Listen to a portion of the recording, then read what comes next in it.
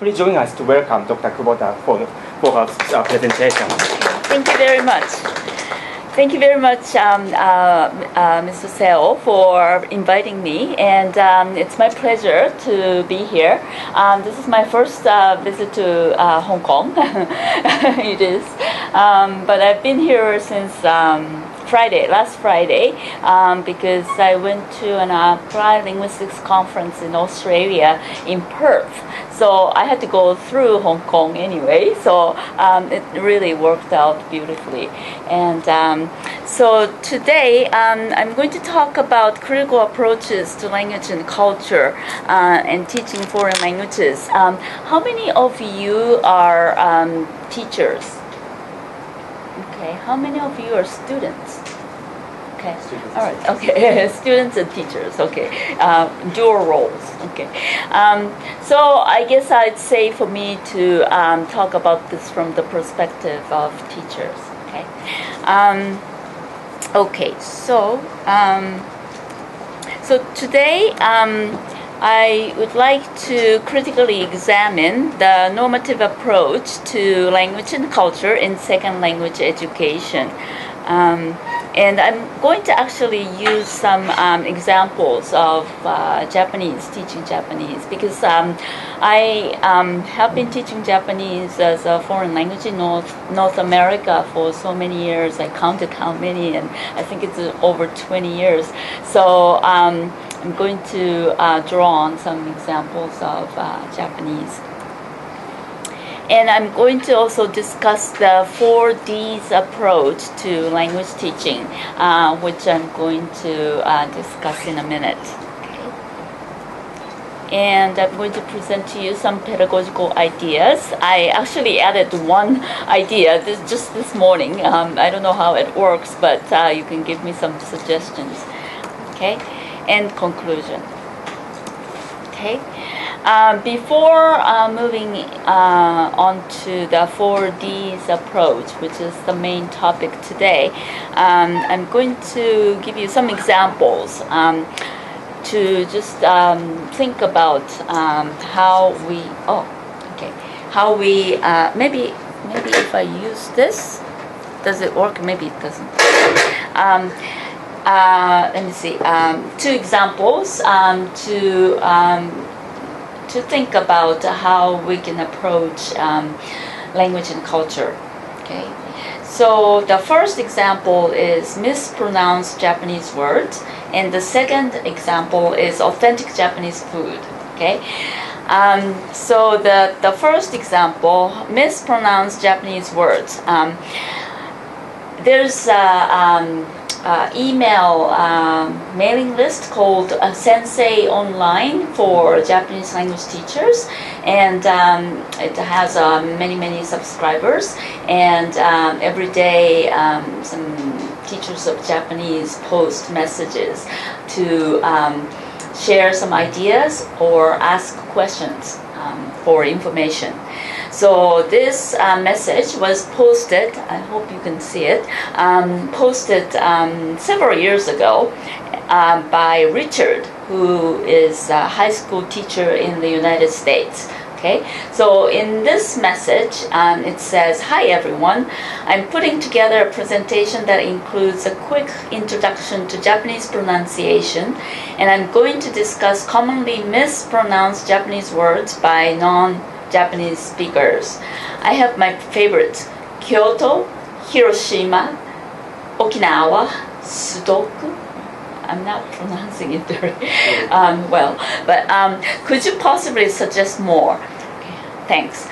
So he doesn't say who he was going to do this presentation for, but he was trying to gather some so-called mispronounced Japanese words. Okay, and so then some subscribers, responded to this posting and say car names: Toyota, Mitsubishi, Nissan, Isuzu, Subaru. And sukiyaki, sayonara, karate, karaoke, right? Where do they get karaoke?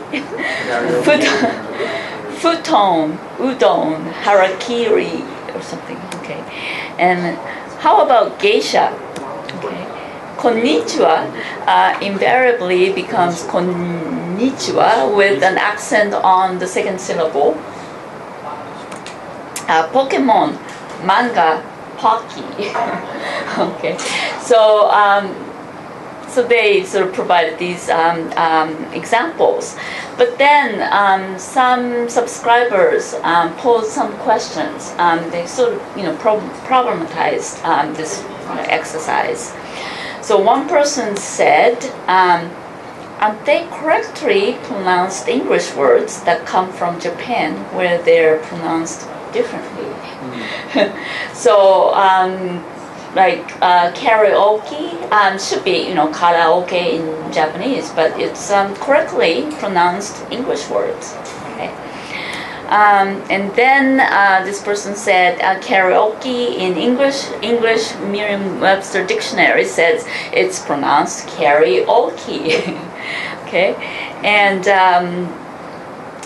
and this person actually said the word karaoke partially come from the English word orchestra. So oki part is the shortened form of orchestra, right? So if we were to insist on the original pronunciation, then we should have Japanese speakers call it kara orchestra instead of karaoke, right?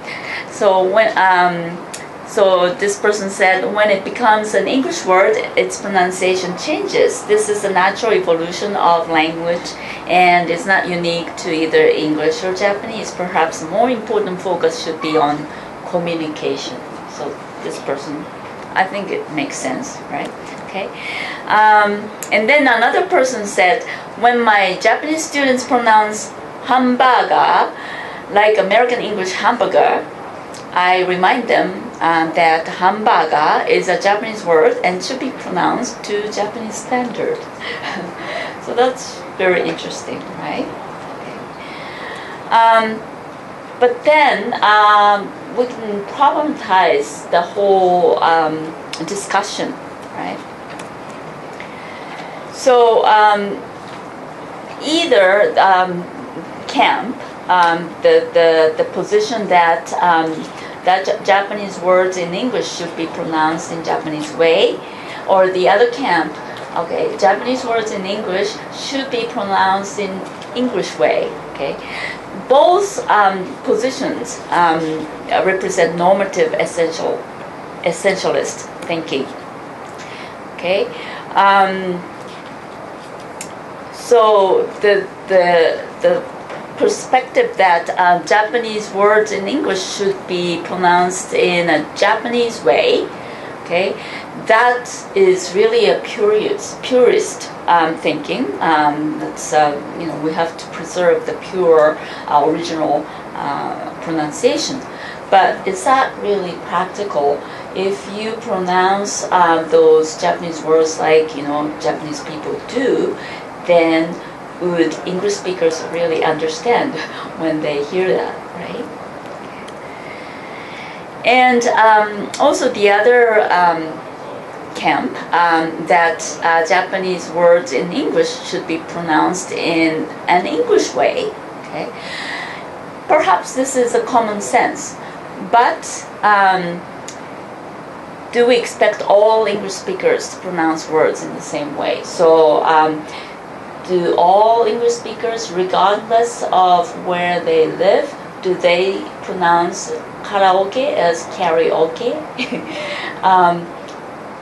American English, British English, Australian English, Hong Kong English, even like in the United States, there are lots of dialects in terms of the regional varieties, ethnic varieties, immigrant varieties, and so forth. Okay, socio-economic class variety. So we cannot really assume that all English speakers would pronounce it as karaoke, like the dictionary defines. Right? Okay. So we need to ask these questions about normative thinking. So let's move on to the second example, which is authentic Japanese food. Okay. There was a newspaper article in 2006, quite a long time ago, but its article was entitled "Authentic Japanese Food for Overseas Countries: Restaurant Certification System by the Ministry of Agriculture, Forestry, and Fisheries." So essentially, this article says that Japanese restaurants overseas are using ingredients and cooking methods that are far from authentic Japanese cuisine. So in order to disseminate correct information about Japanese food, the article reports that this ministry would establish a Japanese restaurant certification system in 2007. Okay. Well, actually, this project was unsuccessful, so they just abandoned this idea because there was too much criticism and too problematic and things like that. Okay, but would you say that this is authentic Japanese sushi? Maybe. I downloaded. Yeah. Maybe, but I should taste it. Yeah, you should taste it. Yes, that's right. Yeah, that's exactly right. It looks like too authentic. Too authentic. Yeah. Yeah, that's interesting comment. Okay, well, let's say this is authentic. Okay, how about this one? Probably this is not authentic, right? How about this one? That's cute, but probably this is not authentic if this one is authentic, right? Okay.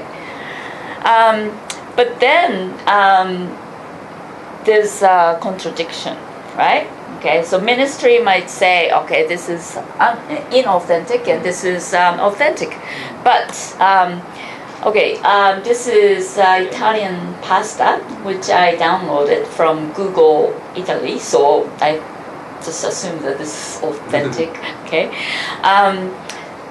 But in Japan, there's a lot of pasta, right? If you go to a restaurant, you see a lot of pasta on the menu. How about this one? Okay, this is Napolitan, which is a very popular pasta dish in Japan. Sounds Italian, but this is actually Japanese invention. So you don't find Napolitan pasta if you go to Italy, right? Okay. So, and how about this? This has lotus root and chicken. I don't think you will find it in Italy, right? Okay. So actually, food travels beyond the borders of culture and countries and spread out and transforms itself as it makes contact with other cultures, right? Okay. So we can call such spread as food diaspora, right?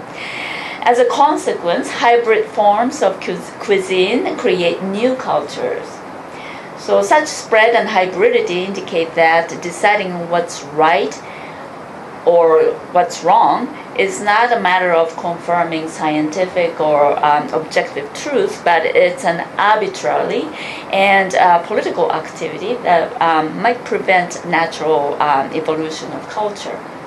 So how can we determine the right food if the food culture is so diverse and shifts all the time? Right? Who can make that judgment for what purpose? So these questions problematize criteria setting. So this applies to how we treat culture in second language teaching as well. One more example. After this, unsuccessful project, the ministry actually launched another project, which is this.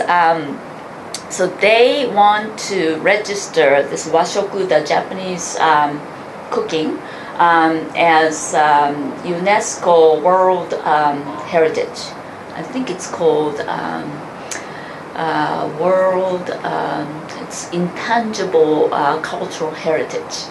Okay, So according to the website, they already registered this March, and they are going to know the result next year. So it's very interesting, right? So they want to sort of define the Japanese food, But behind this is sort of a political reason. Because after the earthquake and nuclear disaster, there was a decline of food export overseas, right? So the ministry is trying to sort of promote Japanese food. It's wonderful, it's safe, and they want to promote the food export. Okay, so it's very, very political, right? Okay. So this is from the same website, and it talks about the respect for nature. Okay, Japanese culture, the characteristic is nature, the distinct four seasons, and various fresh ingredients, and then well-balanced and healthy diet, and connection to annual events and so forth. So it's very essentialist, very stereotypical way of describing Japanese food. Okay, so I would like to move on to the 4Ds approach. Okay, so to develop critical understanding of language and culture, we need to focus on descriptive understanding of culture rather than prescriptive understanding of culture. Second, we need to look at the diversity within the society, within the culture and language. Third, we need to look at the dynamic nature of language and culture. Okay. Fourth, we should look at discursive construction of language and culture. And I'm going to discuss each D in more detail. Okay. So the first D is descriptive understanding. Okay. When we talk about culture, or when we teach culture, we tend to rely on prescriptive approach. So we sort of first describe what particular culture is, and then sort of give the students examples, and have them think about more examples and so forth, right? But that has the danger of essentializing the culture and language. So problem of a prescriptive approach to culture, this is just one example. This is a book not for ESL teacher. Okay, what every classroom teacher needs to know about the linguistically, culturally, and ethnically diverse students. So this book was written for mainstream classroom teachers in the United States, where they have many immigrant students, English language learners, right? Okay, and so this book has different chapters, and each chapter talks about students from particular culture. Okay, and this particular quote that we are going to look at is in the chapter on Asian students. Okay, particularly East Asian, well, actually East and South Asian students, kind of mixed together. Okay. At the end of the chapter, there are discussion questions. Okay, so this is a discussion question.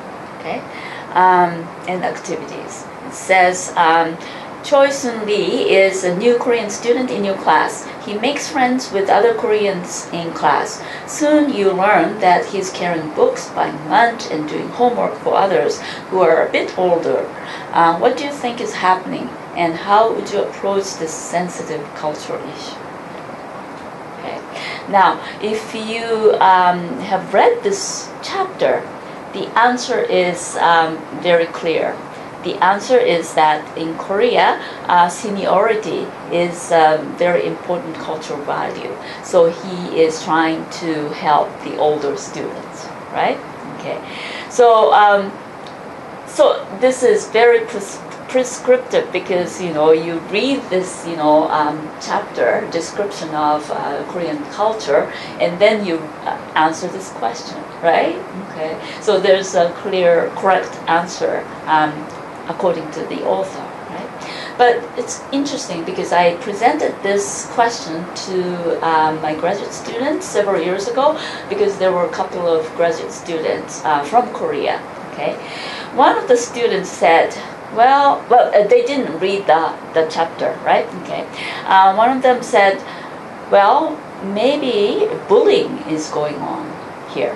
Okay, so this student is bullied by these older students, and then another student said, well, maybe this kind of seniority, makes sense, but this was a case in my father's generation. I don't think this happens in my generation. So, we don't know actually if this is really cultural truth, right? So, in order to really understand the cultural phenomena, we need to really observe and describe the culture instead of relying on prescriptive approach. Okay. Other examples, for example,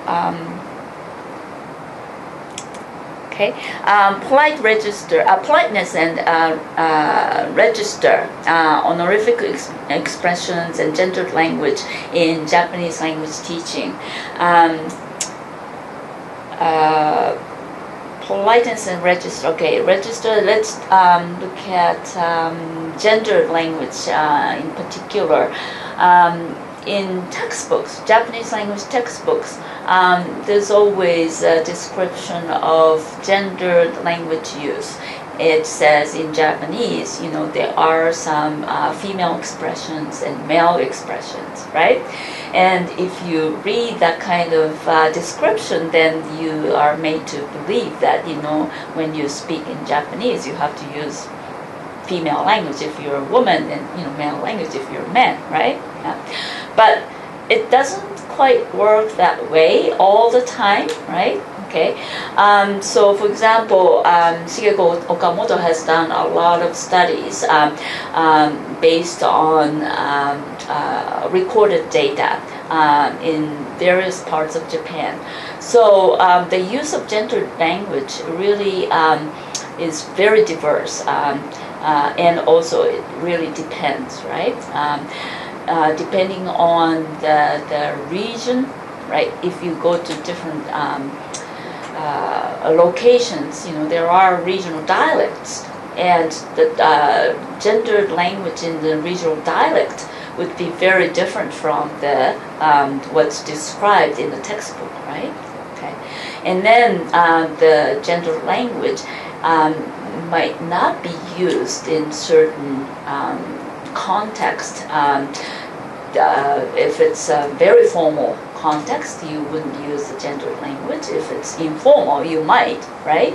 But then, depending on the interlocutors, you might use different forms. So, and then, there are some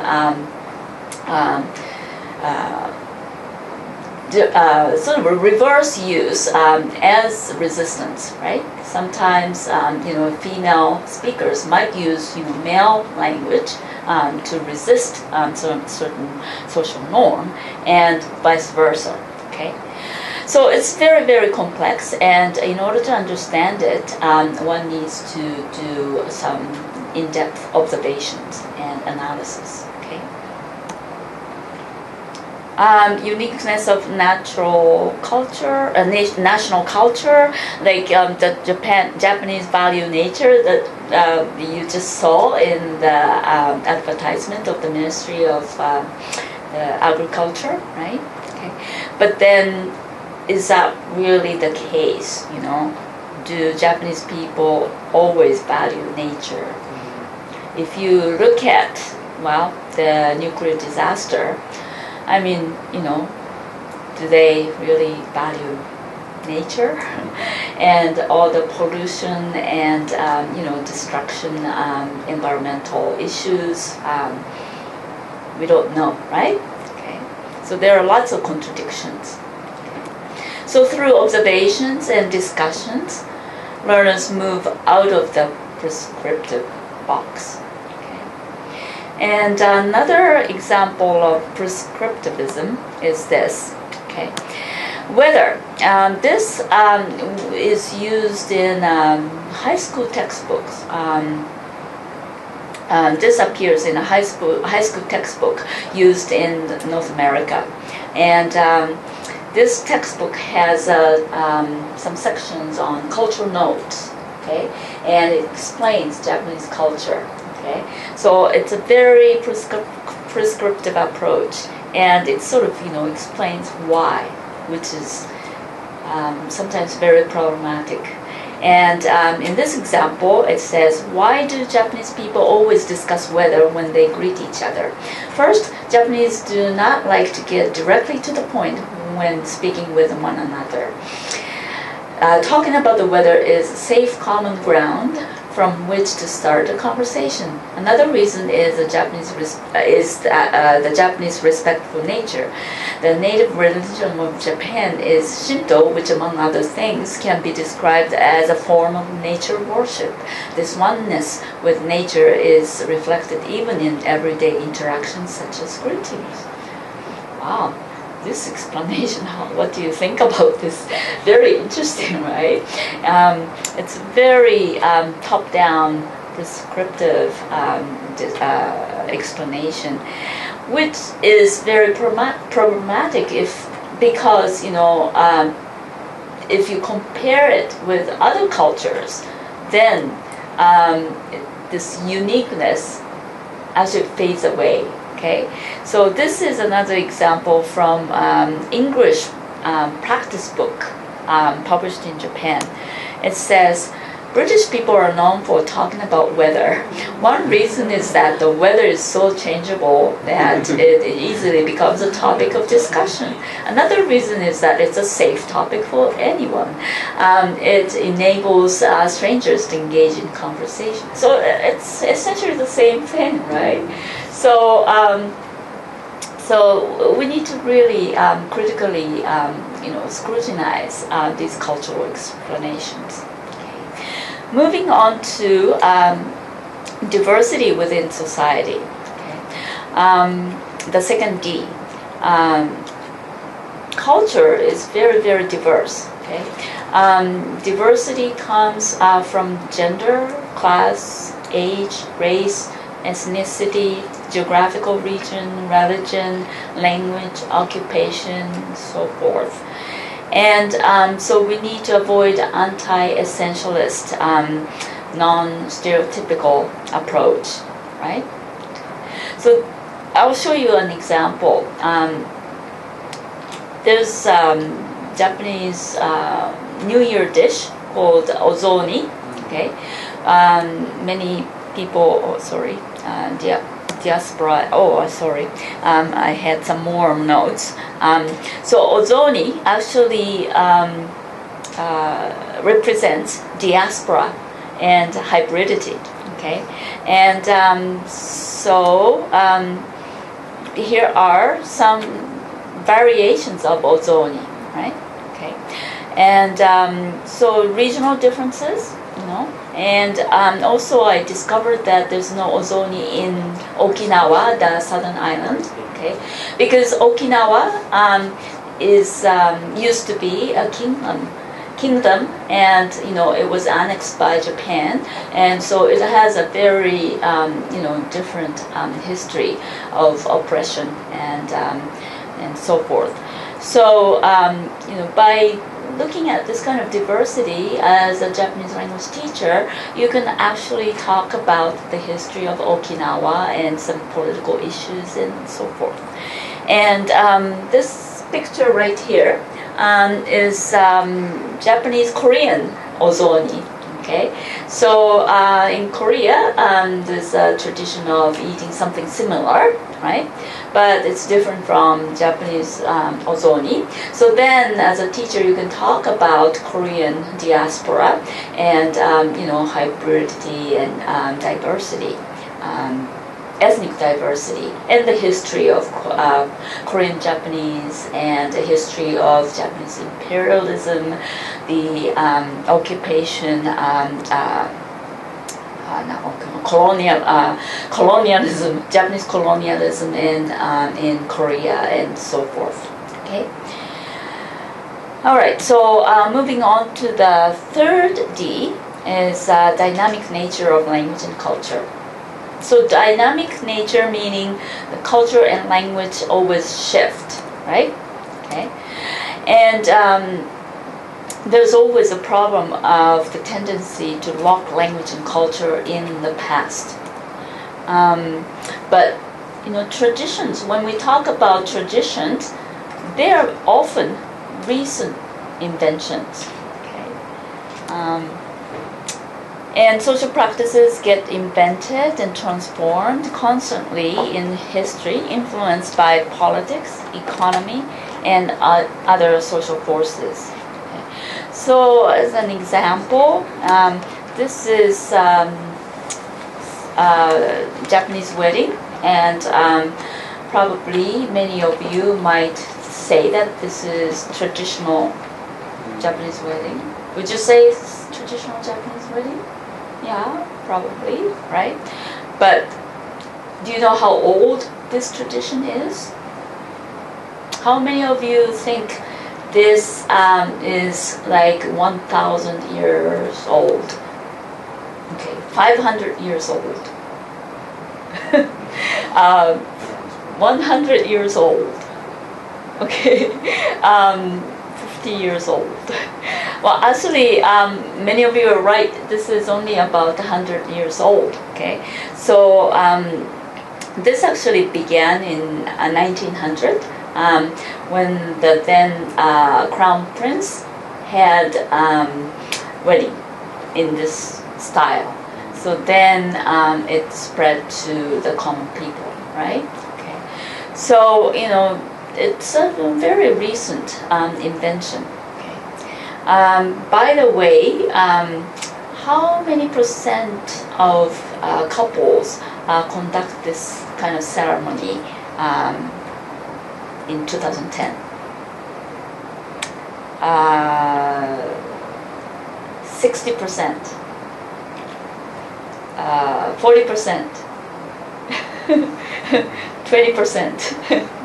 Okay, according to this website, 17% of the couples only conducted this type of wedding, whereas the majority, 60%, did in Western Christian style, 60%.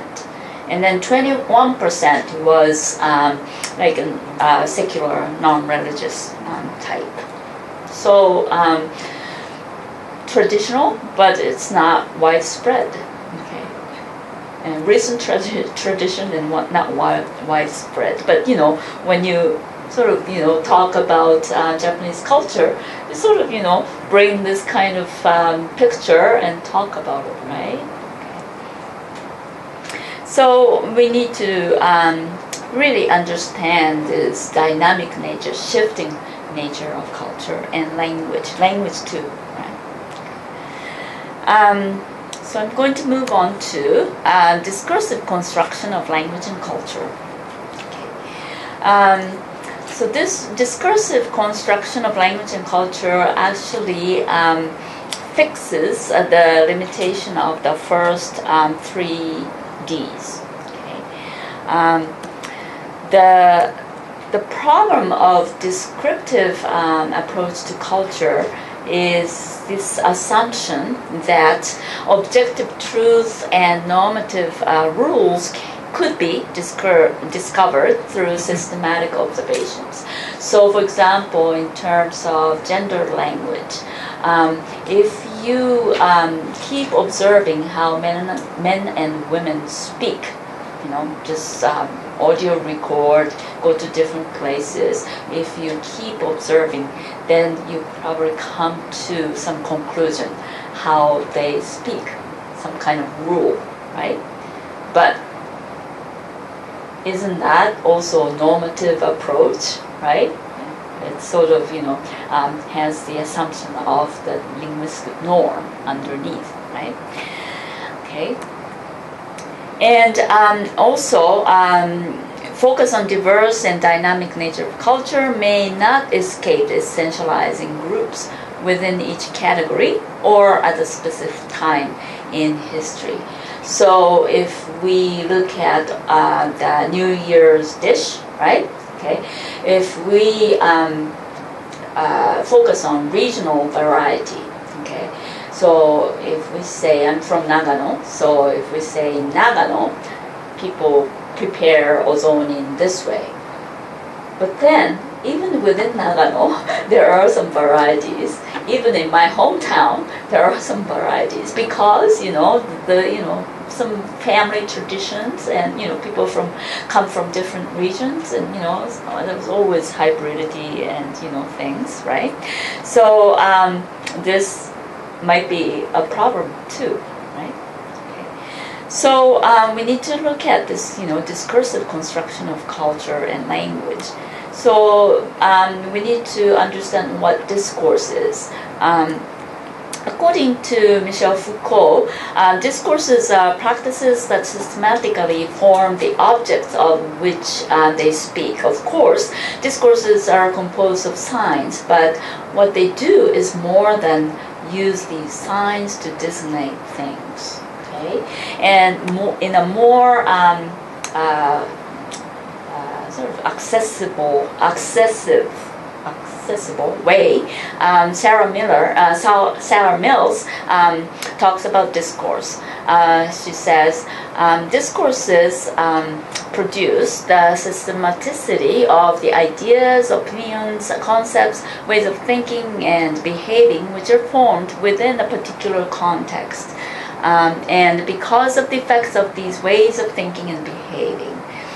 Thus, for example, we can assume that there's a set of discourses of femininity and masculinity because women and men behave within a certain range of parameters when defining themselves as gendered subjects. So this, and she continues, this discursive framework of femininity may determine the types of clothes she chooses to wear, the types of bodily stance she adopts, and ways of thinking about herself and others in relation to power. So the way we use the language, the way the language is displayed in the social arena actually constructs our knowledge of femininity, masculinity, about Japanese culture, Hong Kong culture, Japanese language, and so forth. Okay, so as an example, I will show you a book and excerpt from the book.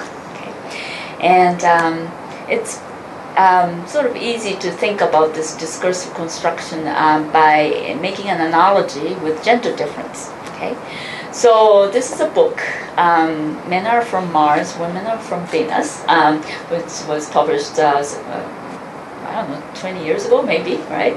But very popular at that time. How many of you have read this or have seen it? Okay, some people do. Okay, so I'm going to show you some excerpts, and you can see how the statements are made, sort of construct our images of how women are, okay, how men are, right, and how women should behave or men should behave, okay? And my point is that these statements are not, reflection of objective truth, but by looking at these statements, we sort of construct our images of men and women, okay? So I'm not going to read, but you can read it silently.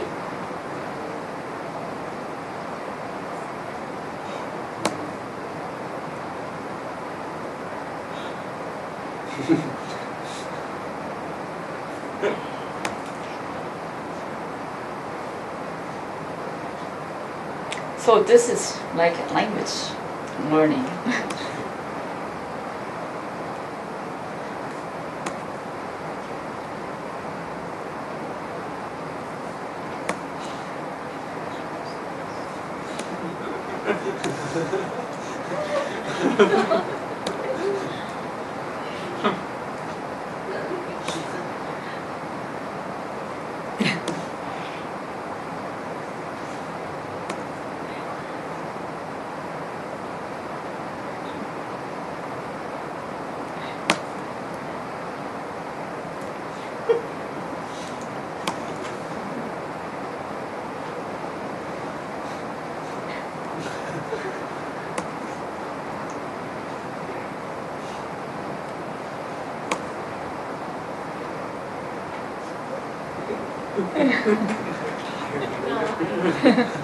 Right?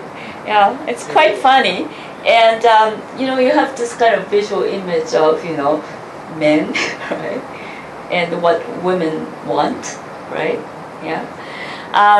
So my point, again, is that these are not really a reflection of how men and women are biologically, right? Or biological, gender difference.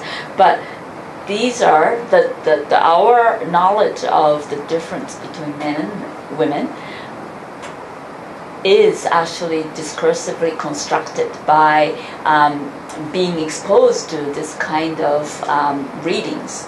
And we watch movies and we listen to, somebody's talks, and, we exchange, opinions in casual conversations and, so forth, right? Okay. So the same thing can be said about culture. When we talk about cultural differences, then we actually construct our knowledge of cultural differences, okay, and also language differences. Okay. So here's an example of cultural differences. This book, The Japanese Mind, Understanding Contemporary Japanese Culture. This book was written for university students in Japanese studies programs, as well as Japanese students who are learning English to explain about Japanese culture. Okay, so it's the same. The book is sort of divided into very popular cultural themes like respect, silence, nature, and so forth. And then at the end of each chapter, there are some discussion questions. Okay. So it says, it is thought that silence plays an important role in maintaining harmony and avoiding conflict in Japan. Do you agree? So I guess it's the same. It's very prescriptive. In the chapter it talks about the importance of silence. And here it sort of makes a statement which sort of creates the truth value of this statement.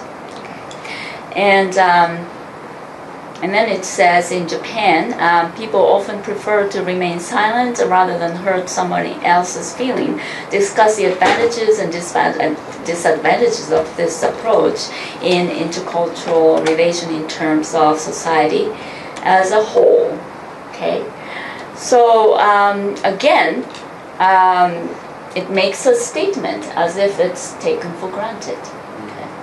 Yeah, and then you're sort of made to believe that this is the truth, right? Okay.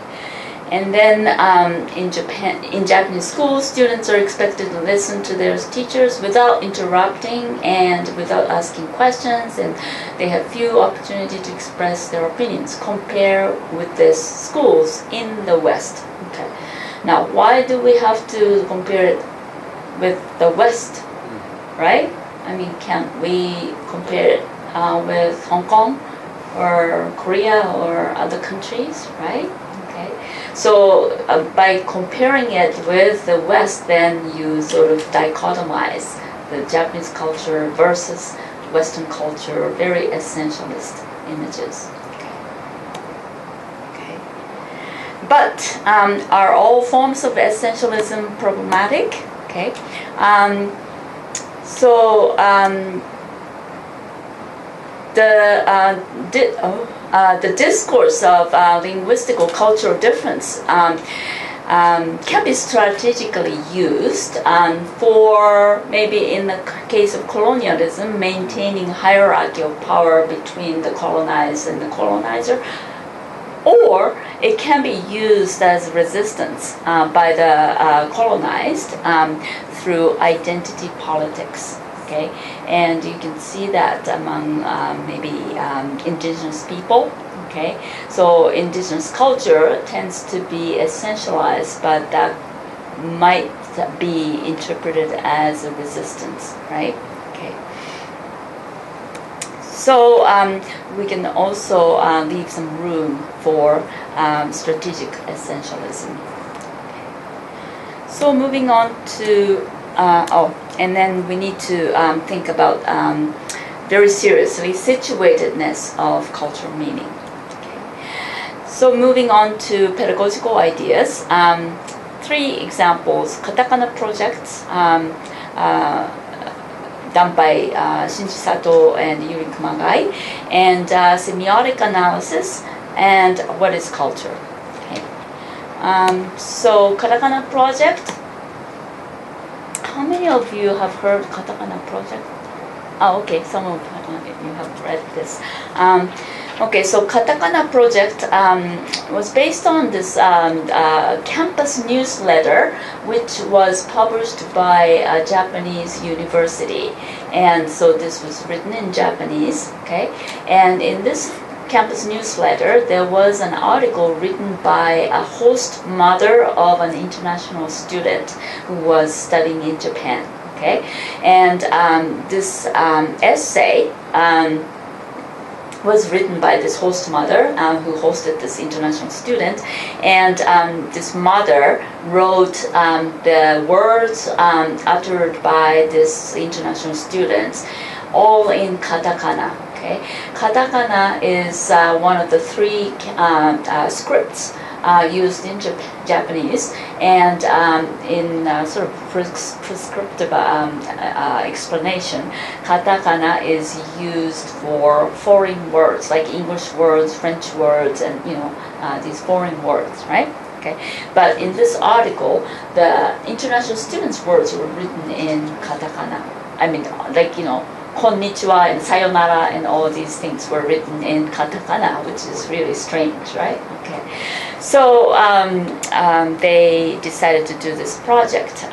The purpose is to investigate whether katakana is really used only for foreign words, to become aware of diverse use of orthography, and explore the purpose and symbolic meaning of using certain orthography to represent a word in writing. Okay. So the procedure, the students read these are the students of Japanese, right? Okay, so students of Japanese read the newsletter that I just mentioned and understand the purpose of this project.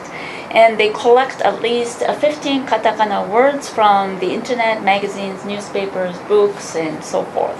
Okay, and then they collect from a variety of sources and provide a context in which each word is written. And then in small groups, they categorize these words and discuss the possible reason for using katakana and impression created by using katakana, and then present and discuss in class. Okay. So the outcome, they found that the students categorize the collected words into all these categories. Well, not only foreign words, but also concrete nouns, animal, plant names, slang used by young people, words uttered by foreigners, personal pronouns, and so forth. So it's very interesting, very diverse, right? And the impressions, novel, modern, cool, light-hearted, distant, like foreigners. Words are written in katakana. Distant, ironic, discriminatory, accessible, and stuff. Okay. And the project enables learners to question the taken for granted linguistic explanation that katakana is only used for foreign words. Right? and gain agency as a language user to use certain orthography for strategic purposes, and critically access ideology created by certain images. Okay, I came up with this activity, semiotic analysis, this morning. Being in Hong Kong, it's so multicultural, multilingual. It's very interesting to look at all the street signs and things, right? So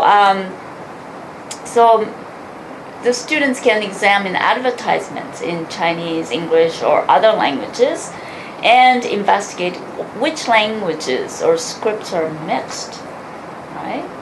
Because you see a mixture of advertisements.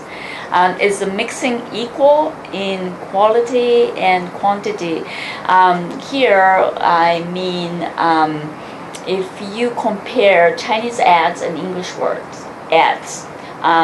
Sometimes English words are used in Chinese ads, right? And sometimes Chinese words are used in English ads, right? So compare those, English and Chinese ads. Those mixture. The mixture is equal in quality or quantity, right?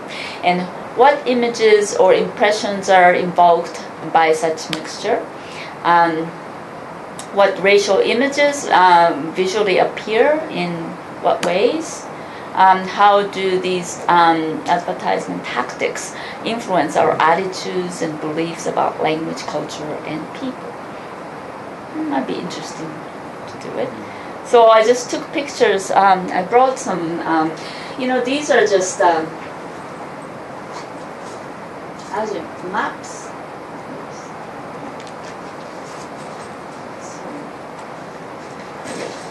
Just, tourist maps, These,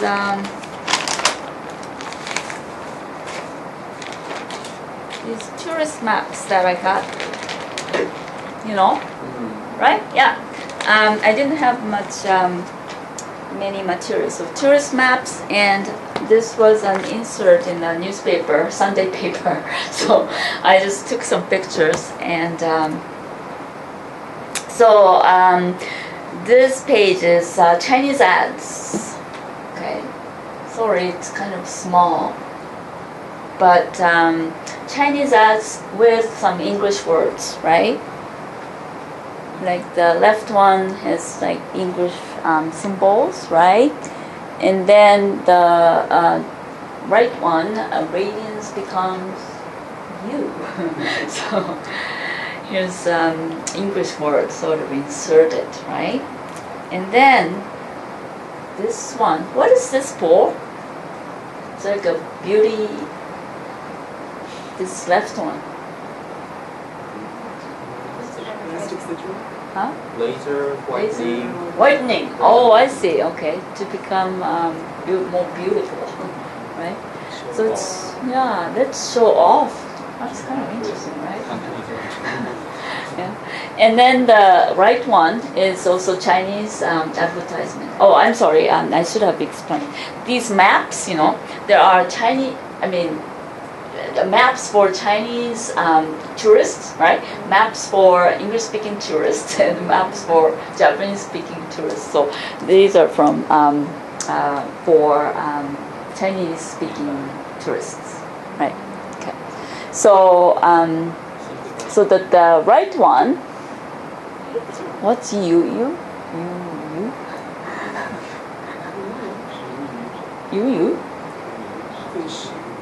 It's a name of something, right? And then it says lifetime of joy. You see the lifetime of joy? Sorry. Like leeway. Huh? It also sounds like leeway. 余るっていう字と一緒。お金が。Okay. So abundance. Abundance, yeah. Yeah. And then there's this little print, a lifetime of joy. So the English is kind of inserted there, right? Okay. So that's interesting. And then moving on to English sign advertisement. Okay. So this is from English newspaper. It's South China Morning Post. Okay. Yeah. So it's all English newspaper, right? But then the ads, I was also looking for Chinese characters in English ads, right? So this one on the left is mostly translation, right? Yeah. And the right one is that the name of the restaurant? Is it? Okay. So I couldn't really find, Chinese characters sort of inserted in English, sentences, So I thought that was kind of interesting, right? And then this one is also from this, right? And then it's kind of interesting. The background is, I think it's Tokyo, right? and then the right one, the visual image, it's like it's Asian woman with Caucasian man, right?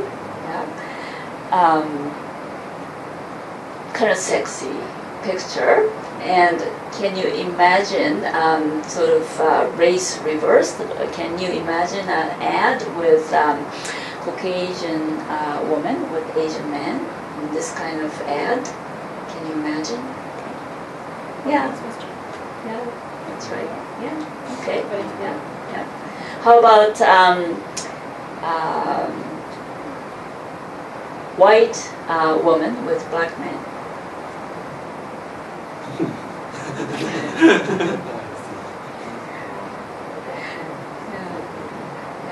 So what's possible, what's not possible, or what's possible, right? It's kind of interesting to kind of imagine, and what is the racial politics there, right? Okay. And what kind of knowledge is really constructed by these images, and so. So I think it would be interesting to pose these questions and discuss with the students. Right? Okay. So maybe 5 more minutes. Is it okay? Yeah. Okay. So another project is what is culture. This is what I do in my teacher education course. Teacher education for English as a second language certification program, and in the unit of culture, I have my students work in small groups and have them define culture. So essentially, they work in small groups and they create visual image of culture in general and Canadian culture. Okay, so they can use semantic map, Venn diagram, or anything they want. Okay, and then after they created the image, they post it on the wall, right? And then they explain in very briefly what it is, and then the whole class engages in critical questioning. Okay, so when I do that, I say, we are not criticizing the people who created this, but we are critiquing the ideas. Okay, so this is just one example. I think they combined the culture in general and Canadian culture. Okay, in one piece of paper. Okay, so you can see the culture can be divided into expression, customs, and relationships, taboos, and so forth, right? And then everybody is happy, together. And then Canada is right here and can be described as diversity, democracy, maple syrup, freedom, hockey, Mounties is Royal Canada Mounted Police, right? And the Tim Hortons, Starbucks, French, English, First Nations, beavers, folk music, outdoors, and so forth. Very, very stereotypical images. So when you do this, they come up with these, stereotypical images of their own culture. this too, okay, kind of cute. So beaver, maple syrup, and igloo, and all these, things. Canadian culture, multicultural, okay, but equality. So this is piece of critical, thinking here, right? Yeah. So when we, discuss this, we often, end up saying, Canadian culture is very diverse, because it's multicultural. And that happened when I was in the United States too. U.S. culture is very diverse because it consists of so many different people. Period. But then you cannot really, end with that, because you have to look at, different power dynamics, power difference among different groups of people, right? Okay, diverse, yes, but these groups of people are not positioned in an equal way in the socio-economic and cultural arena. So we need to discuss more about relations of power. Okay, this is another example. It's interesting. Immigration and Britain, France. So these are settlers, right? Settlers in the indigenous land, right? And conflict tolerance, language, and then not America is always the Canadian identity, and we talked about First Nations, the status in Canada, because this was 2010 when the Winter Olympic was held, and we discussed how the First Nations culture will be highlighted in the opening ceremony, but their social status and culture is not really recognized in everyday life. So we talked about those issues. Okay. So in conclusion, I have presented to you the 4Ds approach, and I try to question our normative understanding of language and culture. So we need to understand linguistic and cultural meanings descriptively, and we need to pay attention to diverse and dynamic nature of culture, and we need to understand that our knowledge is discursively constructed. So as critical teachers and also critical students, we need to constantly reflect critically on the purposes, processes, and consequences of the construction of our knowledge of culture and language. So thank you very much.